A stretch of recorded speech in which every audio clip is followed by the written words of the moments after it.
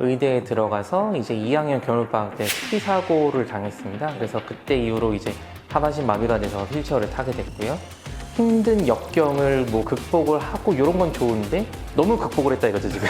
좀 저는 그 시간차설 이런 입장이거든요. 5초? 이 정도를 그대로 봤는데 그때까지 이제 못 되고 있다. 그럼 요거는 남녀로서가 아니라 인간 대 인간으로서 인류애적인 차원으로 도와줘야 되는 게 아닌가. 그 우영훈의 아버지가 이제 그 다른 사람 얘기를 하면서 우리 영훈은 이제 자폐 스펙트럼 장애가 있어가지고 수석 졸업을 해도 6개월 동안 이제 취직을 못하고 있었다. 뭐 이런 얘기를 하는 장면이 나오더라고요. 네. 저도 거기서 굉장히 공감이 많이 가더라고요. 시청자 여러분 안녕하십니까? 당신의 지금 모습을 기록합니다. 온 더 레코드. 네, 오늘 온 더 레코드에 기록할 분은요. 직업을 3개 갖고 계신 분입니다. 하나는 의사, 또 하나는 변호사, 나머지 하나는 유튜버세요. 보통 의사, 변호사 직업 갖기가 얼마나 어려운 일입니까? 근데요, 유튜버 되기가 더 어렵습니다. 그냥 된다 하더라도 유튜버로서 이렇게 활약을 하고 사람들이 인정받기가 더 쉬운 일은 아니거든요. 3가지 직업을 갖고 계신 인물입니다. 제가 직접 소개를 시켜드릴게요. 소개 방법이 이렇습니다. 박투더 민투더 성, 박투더의 투더열.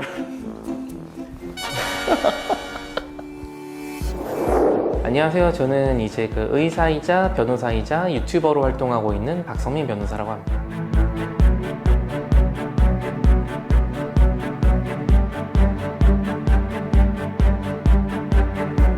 뭐 사실 저는 그 당시에도 그렇지만 지금도 딱히 극복을 했다고 생각하진 않습니다.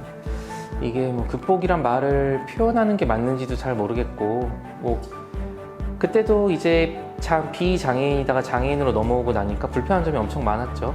예전 같으면은 당연히 올라갈 수 있는 계단도 이제는 못 올라가고, 뭐 당연히 가던 뭐 여러 가지 뭐 등산이라든지 이런 것도 갑자기 못 가게 되고 하니까 불편하고, 시간이 지나도 그거는 솔직히 지금도 불편합니다. 근데 다만 이제 익숙해지고 지금 이 몸 상태로서 살아가는 방법을 새로 찾아내서 거기에 그냥 적응해가는 과정일 뿐이지, 저는 특별히 지금도 제가 뭐 장애를 극복했다든지 뭐 그런 대단한 그런 용어를 사용하는 거는 좀 아닌 것 같습니다.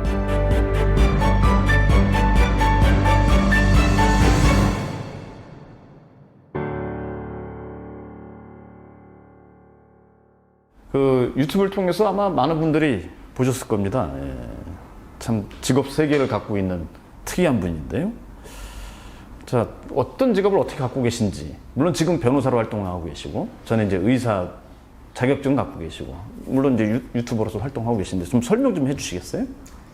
네, 맨 처음에는 제가 이제 의대를 들어갔는데, 의대에 들어가서 이제 2학년 겨울방학 때 스키 사고를 당했습니다. 그래서 그때 이후로 이제 하반신 마비가 돼서 휠체어를 타게 됐고요. 그래서 의대를 그 1년 동안 병원에 있으면 휴학을 하고, 다음 연도에 바로 복학을 해서 졸업하면서 의사시험 합격을 하고, 동시에 이제 로스쿨 준비도 해가지고 바로 이제 그 로스쿨로 진학을 해서 3년 동안 변호사 공부를 하고, 이제 졸업하면서 또 이제 변호사 자격을 취득을 하고, 그다음에 변호사를 1년을 하다가, 그러다가 다시 또 인턴 레지던트를 하러 대학병원을 갔다가 2019년도에 이제 전문의 자격을 취득을 하고, 근데 또 막상 2019년부터는 다시 변호사를 하고 있습니다. 예. 이해가 잘 되셨습니까, 시청자 여러분? 예. 이 직업을 왔다 갔다 하시는데 그 상당히 되게 어려운 전문직이지 않습니까? 예. 의사 국가고시를 합격하신 거고, 고등고시 중에서도 지금 그때는 이제 로스쿨 출신이시죠? 예. 보통 이제 한 분야, 문과면 문과, 뭐 이과면 이과, 이렇게 해서 뭐 2개, 3개를 뭐 1등을 한다든지 아니면 그쪽 방향으로 뛰어나가든지 이렇게 할 텐데, 문과 이과를 이렇게 넘나들면서 했단 말이죠. 참 특이합니다. 네, 저도 사실 이럴 생각은 없었는데요. 이제 맨 처음에 그 의사를 하다가, 뭐 사실 저도 의대생이긴 했지만 사실 의사가 정확하게 무슨 일을 하는지는 저도 몰랐거든요. 그냥 막연히 드라마나 영화에서는 보는 그런 의사 이미지를 똑같이 이렇게 가지고 있었는데, 그러다 보니까 이제 다치고 나서 이제 의사 자격을 취득하는 것 자체는 문제가 없다는 걸 알고 있었는데, 과연 내가 의사를 잘할 수 있을까? 좀 이런 고민이 들더라고요. 그래서 고민을 하고 있던 찰나에 또 주변에 이제 그 당시에 사법고시를 준비하던 제 친구들이 많이 있었거든요. 그래서 그 친구들한테 영향도 많이 받고, 그리고 제가 졸업하기 아마 2년 전인가? 그때 이제 로스쿨 제도가 시행이 돼가지고, 저도 이제 변호사도 그때 어떻게 하는지 몰랐죠. 뭐 친척 중에 법조인이 있는 것도 하니까, 있는 것도 아니고 하니까. 근데 막연히 변호사면 앉아가지고 이렇게 좀 일을 할 수 있지 않을까 이런 생각이 들어서 준비를 해서 네, 넘어오게 됐죠. 그러니까 사무직으로 네. 앉아서 할 수 있으니까. 혹시라도 이제 의사를 하게 되면은 이제 뭐 내가 수술을 할 수 있을까? 뭐 이런 의문들이 있었어가지고. 근데 보통 우리가 생각하면 의사 하면 이제 진료, 네. 수술, 뭐 이런 게 이제 대표적이잖아요. 그럼 이제 의사의 전문의로서 이제 의사라고 하면은 이제 그런 생각을 계속 갖고 계실 것 같아요. 앞으로도 이제 계속 의사를 한다고 봤을 때는 뭐 분야가 좀 다를 수도 있어도, 그래서 그런 뭐 욕구랄까 아니면 하고 싶은 희망을 계속 존재하는 상태에서. 뭐 예, 언제든 할 수 있죠. 그렇죠. 그리고 예. 이제는 제가 실제로 인턴 레지던트를 대학병원에서 5년 동안 이렇게 해보니까 느끼는 건데 굳이 안 일어서도 할 수 있는 의사 범위가 많더라고요. 아, 그렇습니까? 예. 이상한 변호사 우영우 드라마. 네. 예, 요즘 장안의 화제입니다. 좀 보셨죠? 네네. 예. 박성민 변호사가 봤을 때 우영우 변호사는 좀 어떨까라는 제가 인터뷰 전에 그런 생각을 좀 해봤어요. 왜냐면 자폐 스펙트럼성 장애라고 그러나요? 저도 말 어려운데 그런 정신적 장애가 있는 분하고 지금 박성민 변호사는 신체적 장애가 있는 분이니까 그럼 좀 보는 시각이 좀 어땠을까라는 궁금한 생각이 좀 들었어요. 저도 뭐 공감도 가기도 하고 좀 약간 부적절하다고 생각하는 부분도 있고 그렇죠. 일단은 그 드라마 장면에 보면은 그 우영우 변호사가 처음에는 이제 서울대 로스쿨 이제 수석으로 나오잖아요. 그리고 다니는 내내 계속 A+만 다 받았다고 나오고 막 그러거든요. 근데 그 우영우의 아버지가 이제 그 다른 사람이 얘기를 하면서 우리 영우는 이제 자폐 스펙트럼 장애가 있어가지고 수석 졸업을 해도 6개월 동안 이제 취직을 못하고 있었다. 뭐 이런 얘기를 하는 장면이 나오더라고요. 네. 저도 거기서 굉장히 공감이 많이 가더라고요. 보통 이 로스쿨 다니다 보면은 그 학교를 다니던 와중에 로스쿨 제도로 바뀐다면은 그 법률사무소나 법무법인에 이제 인턴을 많이 나갑니다.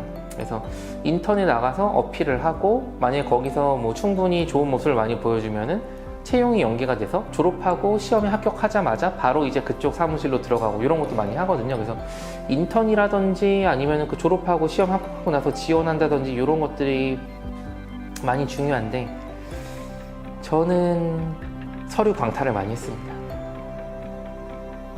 그래서 사실 뭐 물론 제가 부족해서 그랬을 수도 있긴 하겠지만 이제 뭐 친한 친구들끼리 하면 이제 뭐 학점이라든지 뭐 여러 가지 요소들을 비교를 해보면은 이 정도면 서류는 통과해야 되는 거 아닌가 싶은 곳들에서 다 이렇게 뭐 서류부터 패스가 안 되고 그런 걸 저도 겪어봤기 때문에 그 부분이 되게 저도 마음에 많이 와닿더라고요.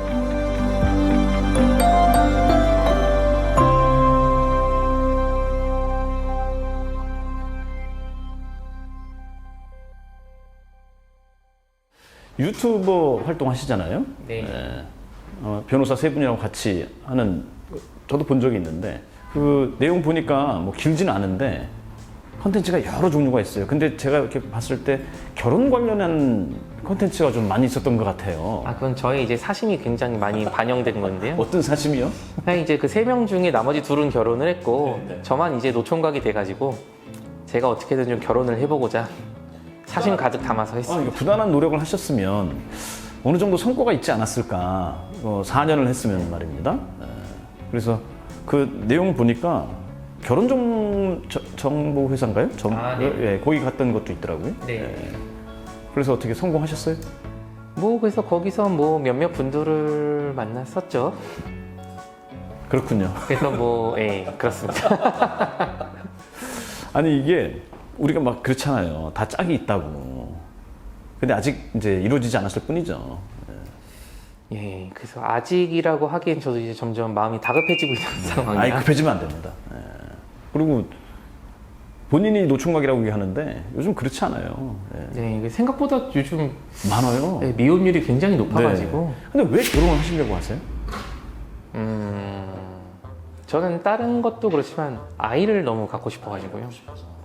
뭐제 생각에는 이제 저도 이제 좀 있으면 부록이고 보통 불혹이란 얘기가 나온 게 이제 웬만한 건 경험을 해봐서 이제 유혹에 잘 흔들리지 않는다 그런 뜻이잖아요. 아니에요. 더해요, 더. 그래요? 예, 예. 불불호. 저는 요즘 들어서 이제 뭔가 좀 인생에 있어서 좀 새로운 목표가 좀 생겼으면 좋겠다 이런 느낌을 좀 많이 받거든요. 그래서 이제 뭐 뭘 먹든지 뭐 돈을 번다든지 뭐 사회적으로 무슨 지위가 된다 이런 것보다는 이제 뭔가 내가 아낌없이 사랑을 줄 수 있는 그런 대상이 좀 생겼으면 좋겠다 싶은데 생각을 해봐도 그게 아니더라고요. 이런 생각이 들어요. 이제 보니까 너무 갈망하고 원하고 하면은 그러니까 조금 이렇게 한번 놔보세요. 예. 놔보면 글쎄 우리 뭐 흔한 말도 있잖아요. 힘을 빼면은 더 갈 수 있는 거니까 지금 뭐 제가 그 유튜브에 나왔던 마치 공개 구원하듯이 했던 것들이 너무 절절해서 그 사이에 어떻게 됐나 했더니 아직도 힘을 주고 계신 것 같아서 알겠습니다. 힘을 좀 더 빼도록 해보시고 좋은 날이 곧 그 원하시는 바가 이루어질 것으로 저는 느껴집니다. 예. 꼭 이루시길 바라고. 자, 한참 전에 이제 이런 얘기가 있었어요. 그 깻잎을 그 노사연 이무송 씨가 방송에 나와서 했었던 건가요? 뭐 정확히 모르겠는데 깻잎을 내 연인 내지는 부부에서 이렇게 떼주는 상대 것을 떼주는 것을 보고 이제 그 논쟁까지 했었던 그 유튜브에서도 했었다면서요? 네. 깻잎 논쟁에서 한번 여쭤볼게요.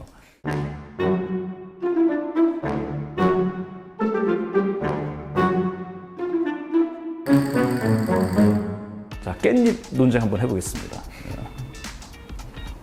경험 있으신가요?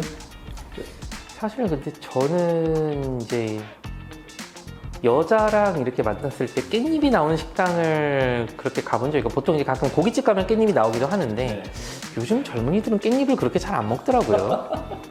그래서 깻잎이 논쟁이 된다는 것도 저는 사실 뭐 인터넷 통해서 알았는데 일단 그 제가 생각하는 그 기본적인 골조는 그렇거든요. 일단 제 여자친구가 있고 여자친구의 친구 아니면은 제3의 여성이 있는데 그 여성이 깻잎을 이렇게 떼서 먹으려고 하는데 잘 못 떼고 힘들어하고 있으면 이걸 도와줄 것이냐 말 것이냐.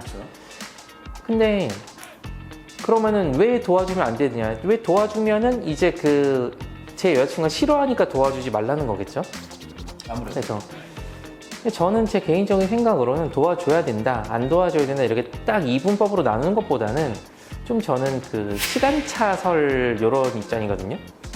처음부터 이제 그 셋이 같이 밥을 먹고 있는데 제3의 여성이 깻잎을 이렇게 힘들어 하는데 그때 바로 이렇게 호의를 베풀면은 이거는 뭔가 이 여성한테 너무 제가 관심을 많이 가지고 있었다는 표현 그런 느낌이 들 수 있어서 여자친구가 싫어할 수 있으니까 뭐 한 5초? 이 정도를 기다려 봤는데 그때까지 이제 못 되고 있다.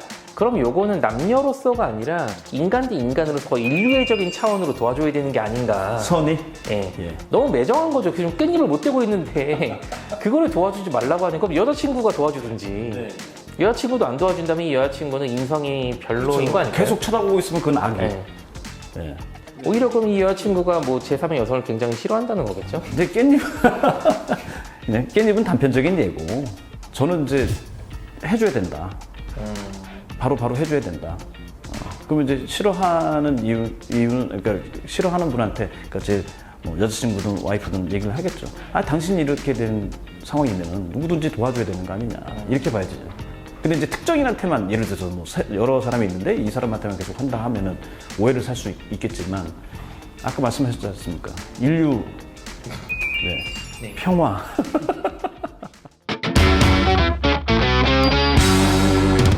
자, 살다 보면 저야 이제 우리 박성민 변호사를 인터뷰로 만나고 있습니다만 아마 모든 사람들이 변호사를 마주하고 싶지는 않을 거예요. 그렇죠.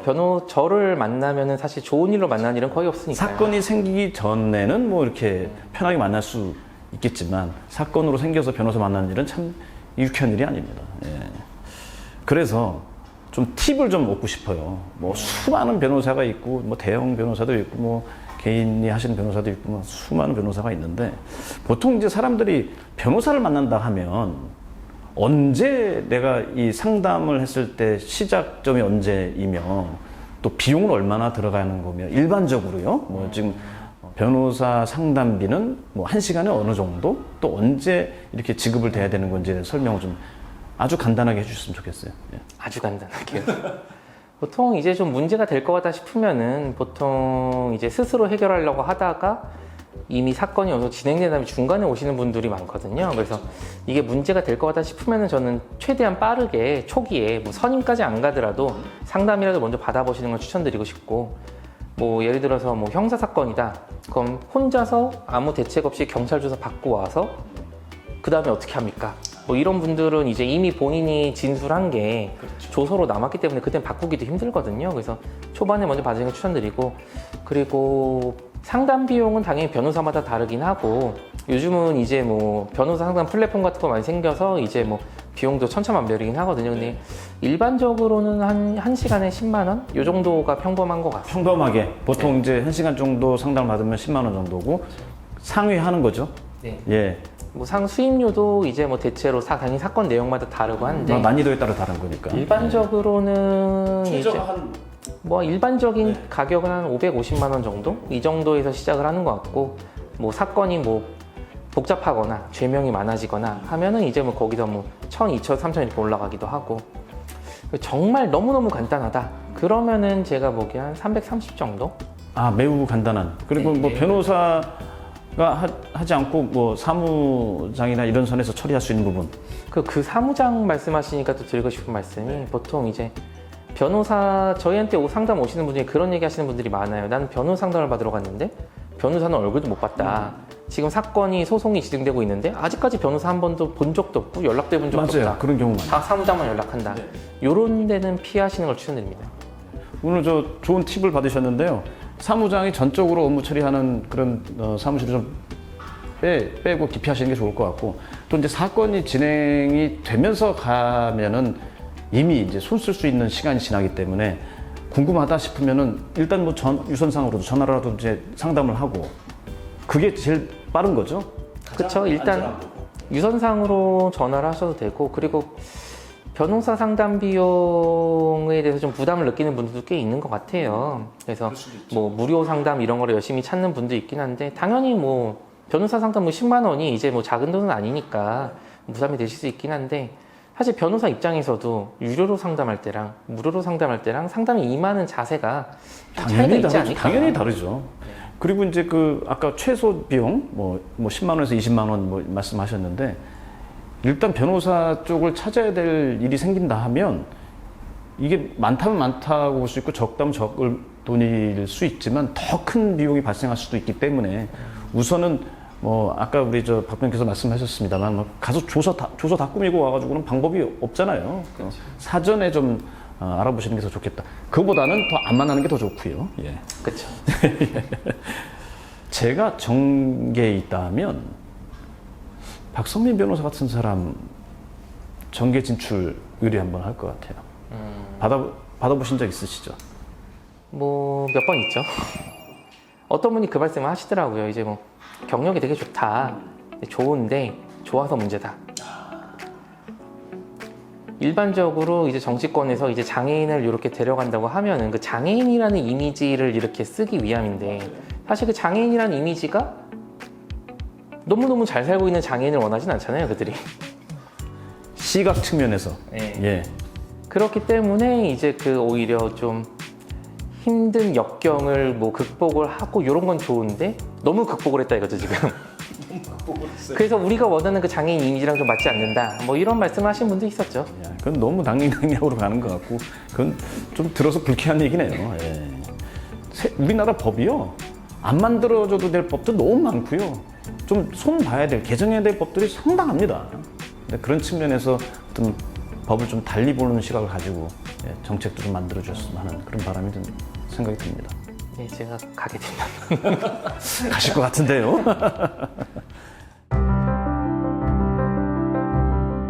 사실 변호사를 하게 되면은 저는 기본적으로 보통 그런 질문들을 많이 받는 것 같아요. 이제 뭐 악랄하지만 돈 많이 버는 변호사, 아니면 돈은 못 벌지만 정말 이제 성실하게 하는 그런 변호사, 아니면은 이제 정직한 변호사가 될 것이냐, 능력 있는 변호사가 될 것이냐. 저는 사실 개인적으로 따지면은 사실 뭐 친절하면 제일 좋겠죠. 근데 만약에 굳이 둘 중에 하나를 골라야 된다고 하면은 능력 있는 변호사로 됐으면 좋겠습니다. 사실 뭐 당장 친절해가지고 이제 의뢰인한테 많이 위로를 해주고 그런 것도 중요하긴 하지만 사실 제 위로는 잠깐이고 사건의 결과는 어떤 사건인지 모르겠지만 어쨌든 변호사를 선임할 정도의 사건이면 그건 그 사람의 인생에 굉장히 큰 영향을 미치는 사건일 텐데 제가 위로해주는 거는 사건을 진행하는 기간뿐이지만 이 사건의 결과가 그 사람 영향에 미치는 영향은 굉장히 지대할 거라고 보기 때문에 차라리 저는 뭐 성격이 그렇게 뭐 친절하진 않더라도 능력 있는 변호사로 남았으면 좋겠고 그리고 사실 뭐 능력 있는 변호사 결국 이제 내가 원하는 결과를 얻는 변호사를 이제 능력 있는 변호사라고 하겠죠. 근데 사실 변호사를 하다 보면은 뭐 드라마나 영화 같은 데 보면은 이거는 원래 패소할 수밖에 없는 그런 사건인데 굉장히 기똥찬 아이디어를 내가지고 변호사가 인류 역사상 그 누구도 시행하지 않았던 새로운 전략을 통해서 이제 역전시켜서 승소를 한다. 뭐 이런 스토리들이 많이 나오는데 실제로 그런 경우는 사실 많지는 않습니다. 이런 식으로 가지고 있는 증거 내에서 최선의 결과를 끌어낼 수 있는 그런 변호사. 저는 그래서 그게 능력이라고 생각하고 그거는 결국 이제 좀 꼼꼼하고 노력하는 변호사. 이런 게 좀 미덕이라고 저는 생각을 합니다. 저도 그런 식으로 기억이 됐으면 좋겠고요. 오늘 온더 레코드는 3개의 직업을 갖고 있으면서 뭐 30개 직업 이상의 생각을 갖고 계신 우리 박성민 변호사 만나봤습니다. 저도 이제 처음에 장애를 갖고 계신 변호사라 좀 그러면 안 되는데 선입견이 들더라고요. 근데 전혀 모르겠고요. 이 말 자체도 좀 하지 말았어야 되는 후회도 들긴 하는데 만나본 그 순간은 그렇게 느꼈습니다. 그리고 충분히 앞으로 더 성장할 수 있는 가능성이 있어 보이고요.